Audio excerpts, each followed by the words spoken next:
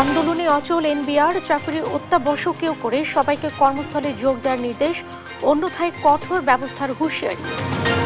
সাংবিধানিক ও সংবিধিবদ্ধ প্রতিষ্ঠানে নিয়োগ সহ বিভিন্ন ইস্যুতে দ্বিধা বিভক্ত বিভিন্ন দল, ঐক্য নিয়ে বাড়ছে হতাশা, পুনর্বিবেচনার আহ্বান। গত 7 দিন ধরে আমরা আলোচনা করেছি, বিভিন্ন বিষয়ে অগ্রগতি হলেও সত্যি কথা হচ্ছে আশাব্যঞ্জক অগ্রগতি ক্ষেত্রে আমরা খানিকটা পিছিয়ে আছি। নানা দাবি তুলে নির্বাচন পিছিয়ে দিতে চায় কয়েকটি দল, অভিযোগ বিএনপির। যে কোনো ঘটনায় রাজনৈতিক ত্যাগ দুঃখজনক। 8 আগস্ট কোনো বিশেষ দিবস নয়, 16 জুলাই শহীদ দিবস ও 5 আগস্ট গণঅভ্যুত্থান দিবস ঘোষণা উপদেষ্টা পরিষদ সভায় সিদ্ধান্ত। জুলাই সনদ তৈরিতে সরকার ব্যর্থ, বলছে এনসিপি। 3 আগস্ট দলীয় উদ্যোগে সনদ ও ইশতেহার ঘোষণা হবে মাসব্যাপী কর্মসূচি। কুমিল্লার মুরাদনগরে ধর্ষণের ঘটনায় প্রধান আসামি সহ গ্রেফতার 5। মামলা করতে চাননি ভুক্তভোগী, দ্রুত বিচারের আশ্বাস দেন।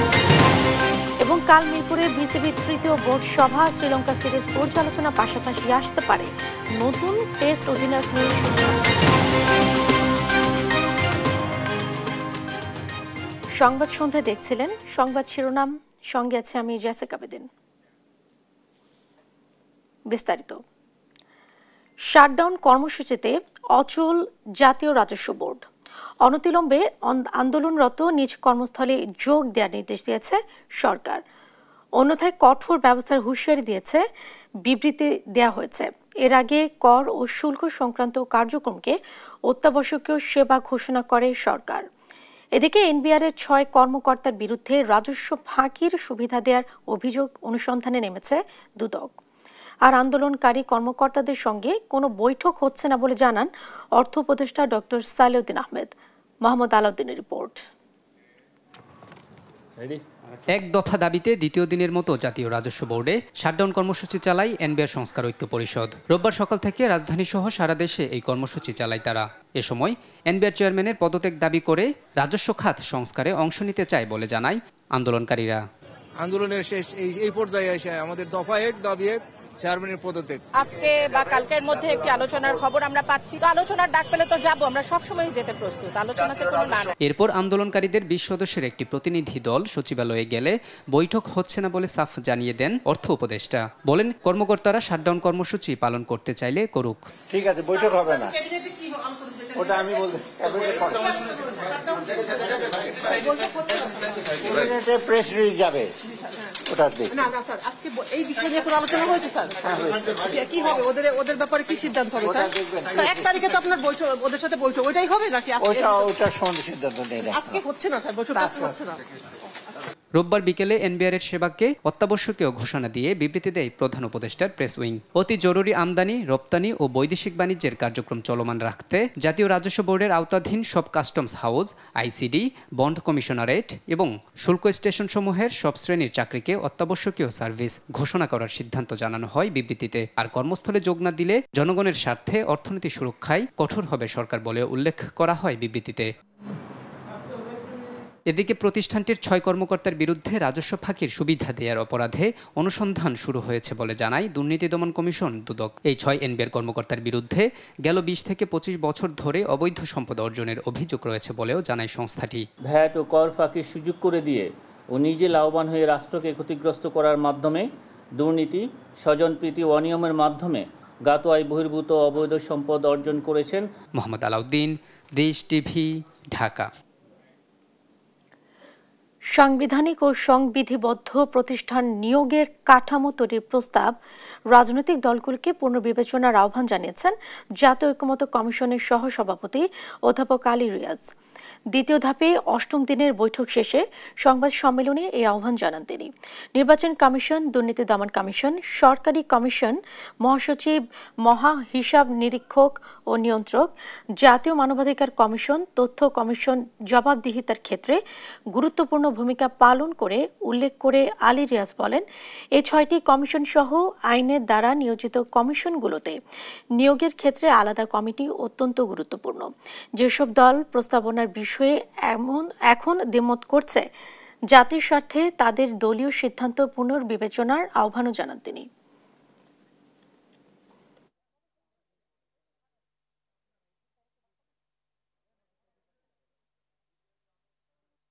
যে সমস্ত দল এখন পর্যন্ত এই ধরনের প্রস্তাবে সম্মত হচ্ছে না, আমরা কমিশনের পক্ষ থেকে তাদেরকে অনুরোধ করেছি যে এখন তারা পুনর্বিবেচনা করতে পারেন কিনা, বিশেষ করে প্রস্তাবিত বিভিন্ন সংশোধনের পর।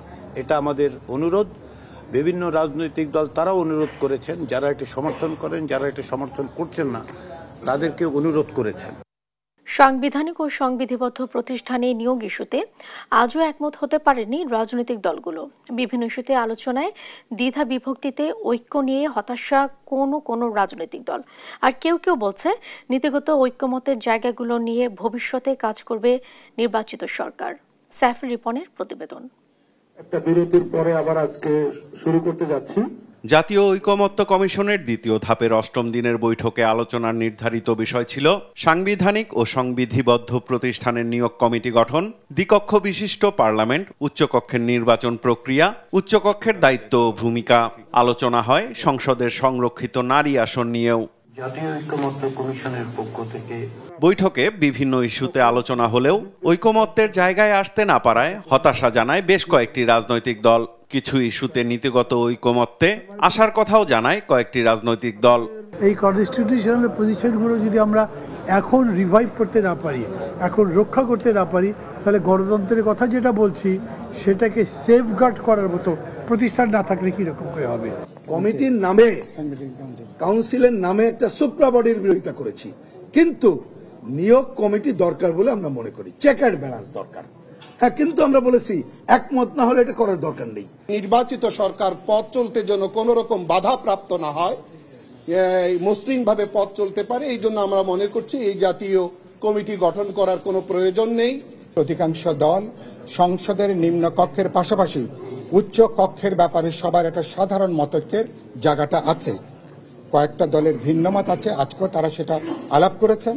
জাতির স্বার্থে সাংবিধানিক ও সংবিধিবদ্ধ প্রতিষ্ঠানে নিয়োগ কমিটির বিষয়ে ঐকমত্য আসতে রাজনৈতিক দলগুলোর প্রতি আহ্বান জানান জামায়াতের নায়েবে আমির। কনস্টিটিউশনাল কমিটি গঠনের প্রস্তাব দিয়েছি, এটার সাথে আমরা একমত। এটা হচ্ছে না এই জন্যই বলেছি, এখানে বিএনপির আপত্তি আছে। বিএনপি কনস্টিটিউশনাল কমিটি এরকম গঠন করুক, এটা তারা এগ্রি করছে না। তো অধিকাংশ মোর দেন 2/3 এটার সাথে এগ্রিমেন্ট করা হয়েছে। তো আমরা এই জন্য আজকেও কনক্লুশন হয়নি, কিছু আবার রিফর্ম করা হয়েছে, একটু পরিবর্তন করা হয়েছে। করার পরে আরও কাছাকাছি আসা যায় কিনা, কারণ এগুলো অত্যন্ত গুরুত্বপূর্ণ। সাংবিধানিক প্রতিষ্ঠানের নিয়োগ কমিটি, দ্বিকক্ষ বিশিষ্ট সংসদের বিষয়ে দলীয় অবস্থান জানায় এনসিপি। বিএনপি এবং তার সঙ্গে গুটিকতক দলের আপত্তির কারণে, বাধার কারণে এই নিয়োগ কমিটি, যার মধ্য দিয়ে আসলে নির্বাচন কমিশন, দুর্নীতি দমন কমিশন, কর্ম কমিশনের মতো প্রতিষ্ঠানগুলো সেখানে নিয়োগ স্বাধীনভাবে সম্পূর্ণ হবে, সেই জিনিসটাকে বাস্তবায়ন করা সম্ভবপর হলো না। নিয়োগ কমিটির বিষয়ে দলীয় অবস্থান পুনর্ব্যক্ত করেন বিএনপির স্থায়ী কমিটির সদস্য সালাউদ্দিন আহমদ। আমরা সাংবিধানিক বিভিন্ন সংস্থা, কমিশন এবং সংবিধিবদ্ধ সংস্থা কয়েকটি, এর নিয়োগ সংক্রান্ত বিষয়ে আমাদের মতামত আগে যেভাবে ছিল এখনও আছে। আমরা চাই সমস্ত সংস্থাগুলোর স্ব আইন যেগুলো আছে তার মধ্যে আমরা সংশোধনী আনি এবং সেই আইনগুলোতে সংস্কার করে আরও স্বচ্ছতা, জবাবদিহিতা আমরা নিশ্চয়তা বিধান করি। জুলাই আগস্ট অভ্যুত্থান উদযাপনে বেশ কিছু রাজনৈতিক দলের কর্মসূচি থাকায় 2 দিনের বিরতি দিয়ে আবার 2রা জুলাই বৈঠকে বসবে জাতীয় ঐকমত্য কমিশন। সাইফুল রিপন, দেশ টিভি, ঢাকা। বিভিন্ন রাজনৈতিক দল নানা দাবি তুলে নির্বাচনকে পিছিয়ে দিয়ে জাতির সর্বনাশ করতে চাইছে বলে মন্তব্য করেছেন বিএনপির স্থায়ী কমিটির সদস্য মির্জা আব্বাস। আর স্থায়ী কমিটির আরেক সদস্য আমির খসরু মাহমুদ চৌধুরী বলেন, ধর্ষণের মতো কোনো ঘটনা সমাধান না করে রাজনৈতিক ট্যাগ দেয়া ভালো বিষয় নয়। এদিকে কুমিল্লার মুরাদনগরের ঘটনা আওয়ামী দোসরদের কাজ বলে দাবি করেন দলটির সিনিয়র যুগ্ম মহাসচিব রুহুল কবির রিজভী। তাইফুর রহমান তুহিনের প্রতিবেদন, জানাচ্ছেন মোহাম্মদ আলাউদ্দিন। রাজধানীর ডিপ্লোমা ইঞ্জিনিয়ার্স ইনস্টিটিউট মিলনায়তনে রমনা থানা বিএনপির নতুন সদস্য সংগ্রহ ও নবায়ন কার্যক্রম অনুষ্ঠান উদ্বোধন করেন বিএনপি স্থায়ী কমিটির সদস্য মির্জা আব্বাস। এ সময় তিনি অভিযোগ করেন, একটি রাজনৈতিক চক্র নির্বাচনকে পিছিয়ে দিয়ে জাতিকে বিপদে ফেলার পায়তারা করছে। কোন অফিসে, কোন আদালতে, কোন দোকানে, কোন ফুটপাতে কোন চাঁদাবাজকে প্রশ্রয় দেওয়া যাবে না।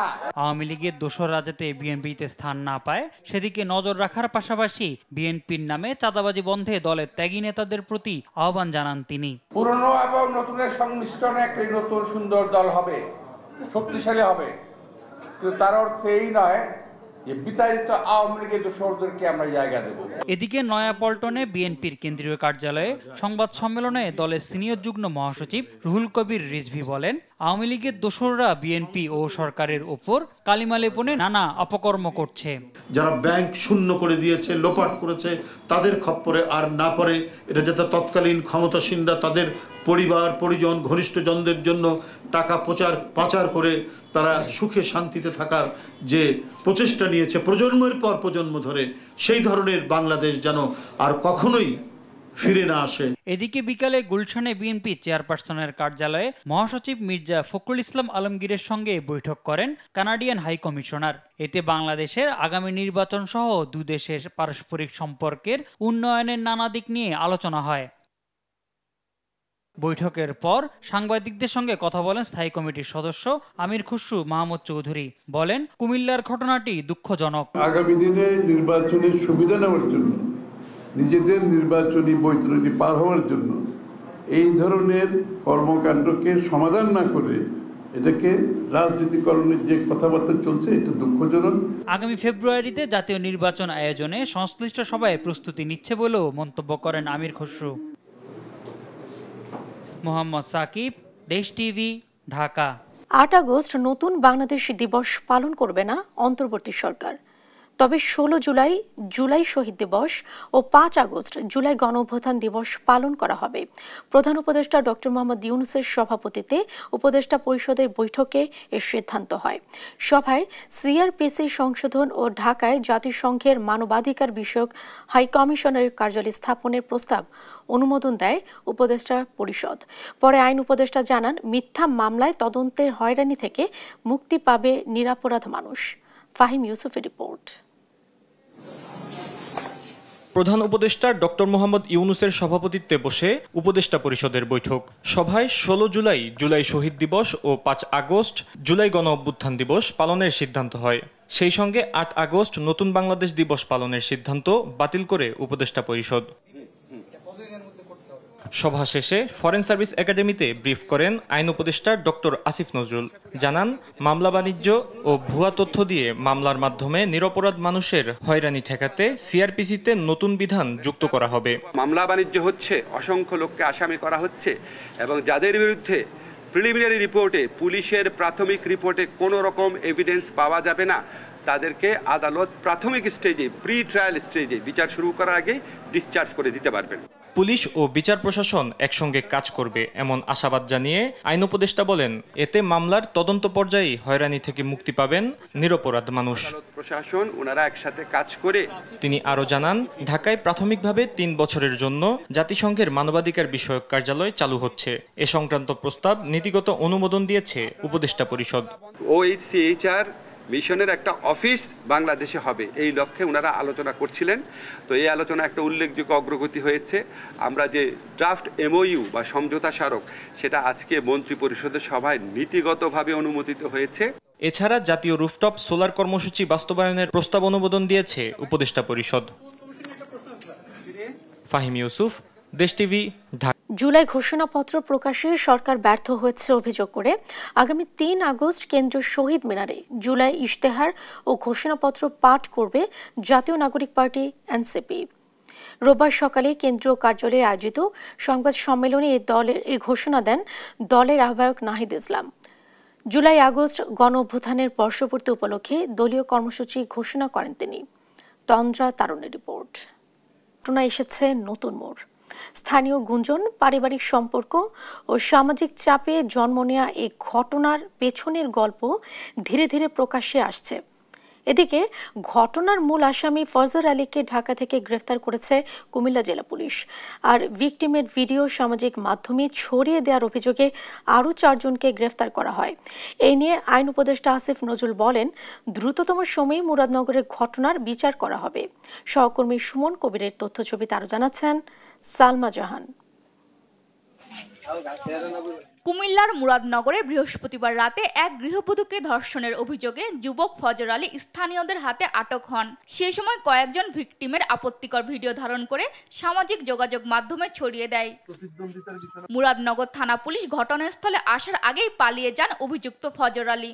শুক্রবার ভুক্তভোগী নারীর করা মামলায় রোববার ভোরে ঢাকার সায়েদাবাদ থেকে তাকে গ্রেফতার করে কুমিল্লা জেলা পুলিশ। আর ভিডিও ধারণ করে সামাজিক যোগাযোগ মাধ্যমে ছড়িয়ে দেওয়ার অভিযোগে আরও 4 জনকে গ্রেফতার করা হয়। রামচন্দ্রপুর গ্রামে এক প্রবাসীর স্ত্রীকে ধর্ষণের অভিযোগ উঠছে এবং এ সংক্রান্ত মুরাদনগর থানায় একটি মামলা হয়েছে। আমরা মামলার প্রধান অভিযুক্ত মোহাম্মদ ফজর আলীকে ইতিমধ্যে আমরা গ্রেপ্তার করেছি এবং এই ঘটনায় এলাকার কয়েকজন ভিকটিমের কিছু ভিডিও ধারণ করে সোশ্যাল মিডিয়ায় ছড়িয়ে দেয় এবং এই কাজ যারা করেছে তাদের 4 জনকে আমরা ইতিমধ্যে গ্রেপ্তার করেছি। ভুক্তভোগী ওই নারীর দাবি, ফজর আলী তার পূর্ব পরিচিত হলেও বৃহস্পতিবার রাতে দরজা ভেঙে ঘরে ঢুকে ধর্ষণ করে। এ ঘটনায় মামলা করতে চাননি বলেও দাবি তার। আমার ডাক দিচ্ছে, আমি কইকে আমি দরজাটা মেললো, আমি কই কে রে, দরজাটা মেললো না। পরে দরজা ডাকাইছে, আমি মেলে দেখে দরজা খিলিরা ইয়া করে আইয়া পড়ছে, কি আইয়া পরে অত্যাচার করলো, কাপড় চোপড় সব কিছু খুলে লাগছে। খোলার পরে হিতারা মানে আইসা পড়ছে আর 27 জনে আইসে, আইয়া হেতেরও মারছে আমারও মারছে। অনেক ফোলাবাই তারা ভিডিও করছে। এদিকে আইন উপদেষ্টা আসিফ নজরুল জানিয়েছেন, মুরাদনগরের ঘটনায় অভিযুক্তরা গ্রেফতার হয়েছে, দ্রুততম সময়ে বিচার করা হবে। প্রধান আসামি সহ যারা এই ছবিগুলা ছড়িয়ে দেওয়ার কাজটা করেছে, অত্যন্ত দায়িত্বহীন অপরাধমূলক কাজটা করেছে, সবাইকে গ্রেফতার করা হয়েছে। এটা আমরা সর্বোচ্চ গুরুত্ব দিয়ে এই ঘটনার বিচার করব, এটা আমরা বদ্ধপরিকর। এলাকাবাসী ও স্থানীয় জনপ্রতিনিধিদের তথ্য, প্রবাসী স্বামীর বাড়ি থেকে বাবার বাড়িতে আসা যাওয়ার মাঝে ভুক্তভোগী নারীর সঙ্গে ফজর আলীর সখ্যতা গড়ে ওঠে। তাদের অনৈতিক সম্পর্ক অনেকের মনে ক্ষোভ সৃষ্টি করে। 26 জুন রাতে হাতে নাতে তাদের ধরে ফেলে এলাকাবাসী। নিউজ ডেস্ক, দেশ টিভি। ছাত্রদল নেতা নুরুজ্জামান জনিকে অপহরণ ও গুম করে ক্রসফায়ারে হত্যার অভিযোগে ডিএমপির সাবেক কমিশনার আসাদুজ্জামান মিয়া সহ ৬২ জনকে আসামি করে আন্তর্জাতিক অপরাধ ট্রাইব্যুনালে অভিযোগ জমা দিয়েছে বিএনপি। রোববার সকালে আন্তর্জাতিক অপরাধ ট্রাইব্যুনালে এই অভিযোগ জানান বিএনপির মামলা ও সমন্বয় প্রধান সালাউদ্দিন খান। গণমাধ্যমকে তিনি বলেন, 2015 সালে জনি জেলখানায় যায় এক বন্ধুকে দেখতে। সেখান থেকে তাকে অপহরণ করা হয়, পরে গুম করে রেখে 2 দিন পর 16টি গুলি করে ক্রসফায়ারে হত্যা করা হয়। বাদী এখন পর্যন্ত এ মামলা সুরাহা করতে পারেনি, ফলে ট্রাইব্যুনালে অভিযোগ দিয়েছেন তারা। দ্রুত ন্যায় বিচার পাওয়ার আশাও জানান সালাউদ্দিন খান। উদ্দেশ্য ছিল বিএনপির মতন একটি দলে সে যেহেতু ছাত্র দলের নেতৃত্ব দেয়, এই কারণে তার ব্যাপক জনপ্রিয়তা ছিল। তাকে যদি হত্যা করা হয় তাহলে ওই এলাকা আন্দোলন সমাবেশ কোনোটাই হবে না। আমার এই নুরুজ্জামান জনিকে একে একে এই বুকের ভিতরে 18টা গুলি করেছে। কেন করেছে, কে করেছে, আমি সবাইকে দেখতে চাই এবং উপযুক্ত শাস্তি আশা করি আমি। ছাত্র জনতার গণঅভ্যুত্থানে গেল 5 আগস্ট রাজধানীর চানখার পুলে গুলি করে 6 জনকে হত্যা মামলায় কনস্টেবল সুজন সহ 4 জনকে ট্রাইব্যুনালে হাজির করা হয়েছে। রোববার সকালে এ মামলায় শাহবাগ থানার বরখাস্ত হওয়া পরিদর্শক আরশাদ ও 3 কনস্টেবল সুজন, ইমাজ হোসেন ইমন ও নাসিরুলকে ট্রাইব্যুনালে হাজির করা হয়। এর আগে মামলার প্রধান আসামি সাবেক ডিএমপি কমিশনার হাবিবুর রহমান সহ পলাতক 4 আসামির পক্ষে রাষ্ট্র নিয়োজিত আইনজীবী নিয়োগের সিদ্ধান্ত নেয় ট্রাইব্যুনাল। গেল 3 জুন এ মামলার পলাতক 4 আসামিকে ট্রাইব্যুনালে হাজির করতে পত্রিকায় বিজ্ঞপ্তির প্রকাশের নির্দেশ দেওয়া হয়। চাংখারপুলে যে 6 জনকে হত্যা করা হয়েছিল গুলি করে, যাদের 8 জনের বিরুদ্ধে তদন্ত প্রতিবেদন দাখিল করা হয়েছে এবং পরবর্তীতে ফরমাল চার্জের প্রেক্ষিতে অনারেবল ট্রাইব্যুনাল 1 কগনিজেন্স নিয়েছেন। অভিযোগ গঠন শুনানিতে প্রসিকিউশনের পার্ট যেটা ডিফেন্সের পক্ষ থেকে সময়ের আবেদন করা হয়েছে এবং অনারেবল ট্রাইব্যুনাল সন্তুষ্ট চিত্তে মঞ্জুর করেছেন, অ্যাডজর্নমেন্ট দিয়েছেন এবং আগামী 3রা জুলাই দিন ধার্য করা হয়েছে। এনসিপি নেত্রী মাহমুদা মিতুর কাছে দুদক পরিচয়ে চাঁদা চাওয়ায় ভুয়া দুদক চক্রের 4 জনকে গ্রেফতার করেছে দুর্নীতি দমন কমিশন।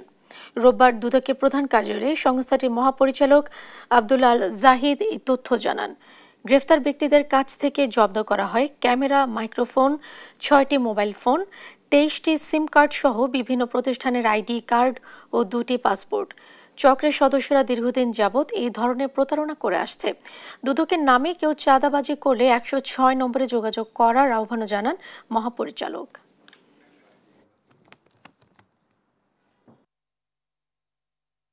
দক্ষ গোয়েন্দারা এবং পুলিশ বিভাগ, এনটিএমসি সহ অন্যান্য র্যাব সহ অন্যান্য সংস্থা সহায়তা করার প্রেক্ষাপটেই কিন্তু আজকে এই প্রতারক চক্রকে আটক করতে আমরা সক্ষম হয়েছি। রাজধানীর ফকিরাপুলে গোয়েন্দা পুলিশকে লক্ষ্য করে গুলি বর্ষণের ঘটনায় 2 সহযোগী সহ শীর্ষ সন্ত্রাসী বাপ্পেকে গ্রেফতার করেছে ডিবি। রোববার দুপুরে রাজধানীর ডিএমপি মিডিয়া সেন্টারে আয়োজিত সংবাদ সম্মেলনে এই তথ্য জানান ডিবি দক্ষিণের যুগ্ম কমিশনার মোহাম্মদ নাসিরুল ইসলাম। বলেন, শনিবার রাতে যশোর জেলায় ঘোপ নামাপাড়া এলাকায় অভিযান পরিচালনা করে সন্ত্রাসী বাপ্পি, তার সহযোগী আবু খালিদ সাইফুল্লাহ ওরফে বোমা রিপন ও কামরুল হাসানকে গ্রেফতার করা হয়।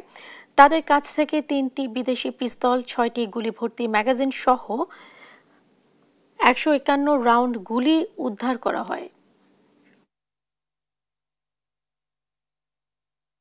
যশোর থেকে যখন তাকে গ্রেপ্তার করি, তার সঙ্গীয় রিপন এবং কামরুল যারা তার সঙ্গে ওই বাড়িতে অবস্থান করেছিল এবং তার দলীয় সদস্য, তাদেরকেও আমরা গ্রেপ্তার করতে সক্ষম হই। তৎপরবর্তী তার বিরুদ্ধে আইনানুগ ব্যবস্থা প্রক্রিয়াধীন রয়েছে, মামলা চলমান রয়েছে। তাকে প্রাথমিক জিজ্ঞাসাবাদে তিনি একজন মাদক ব্যবসায়ী এবং 2010 সাল থেকে তিনি মাদক ব্যবসার সাথে সম্পৃক্ত মর্মে প্রাথমিকভাবে স্বীকার করেন। প্রান্তিক জনগোষ্ঠীর স্বাস্থ্য সেবা নিশ্চিতে স্বাস্থ্য প্রতিনিধিদের জবাবদিহিতা এবং দায়িত্ববোধ নিশ্চিত হওয়া প্রয়োজন বলে মন্তব্য করেছেন স্বাস্থ্য উপদেষ্টা নুরজাহান বেগম। রোববার সকালে নর্থ সাউথ বিশ্ববিদ্যালয়ে এক আলোচনা সভায় তিনি বলেন, প্রান্তিক জনগোষ্ঠীর জন্য মানসম্পন্ন স্বাস্থ্যসেবা এখন পর্যন্ত নিশ্চিত সম্ভব হয়নি। দেশের চিকিৎসা সেবার ব্যবস্থা আঞ্চলিক ও আন্তর্জাতিক পর্যায়ের প্রতিযোগিতায় সামিল হওয়ার সক্ষমতা এখনো অর্জন করতে পারেনি। তাই উপযুক্ত চিকিৎসা সেবা পেতে বিদেশে যাওয়ার প্রবণতা বাড়ছে।